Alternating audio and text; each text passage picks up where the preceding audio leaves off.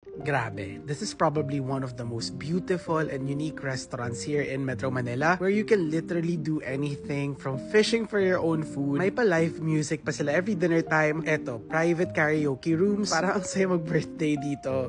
And in fairness, their dim sums are so good pa. Parang ang saya dali ng family dito sa Shipport. And we went here around 4 to 5 p.m. Tapos medyo napupuno na siya around dinner time. And we have the loveliest time touring around the place. 3 floors siya. Their 3rd floor is their karaoke rooms for private gatherings and events. Punta lang kayo na social sila to inquire. 2nd floor, they have their private rooms for meetings. Dito, meron din mga arcade games, kapag billiards pa nga and darts. And sa baba is of course their restaurant na for a fee, since Shipport nga siya, pwedeng kayo mismo yung maghuli ng pagkain nyo. For us, we enjoyed lang the ambience and ordered some food whilst we were serenaded by their singers na in fairness sa mga vocals si ate, ang gagaling nila. For the food, nagpaplano na agad kami bumalik dito for their dim sum. Kasi yung fried shrimp wonton, the shrimp siomai, don't get me started pa with their chocolate-filled butchi, were all spectacular. Ang sarap. Sweet and sour pork nila is no joke din. One of the better ones I've tried in a while. It has a good balance of savory and sweetness. May konting kick ng tang. Ang ganda din ng quality ng egg fried rice nila. You can tell from the itsura ng grain. The salt and pepper squid was also a hit. Ayan, ang sarap ng seasoning crumbs na yan. I was super excited sa garlic butter prawns nila. Sadly, medyo na-overcook lang siya ng konti. Love the flavors though, pero nawala na kasi yung juiciness na in-look forward ko sa prawns. And yung golden crispy chicken skin, crispy naman talaga. For me ata, may pagka-gamey lang yung mismong manok. Pero for my kuya, didn't mind at all. Sabi niya yung chicken yung pinaka na-enjoy niya. Next na balik dito, dapat kasama na buong pamilya. And actually, we're strongly considering na i-book yung mga private karaoke sila soon. Kita-kita tayo dito sa Shipport. Ichoy!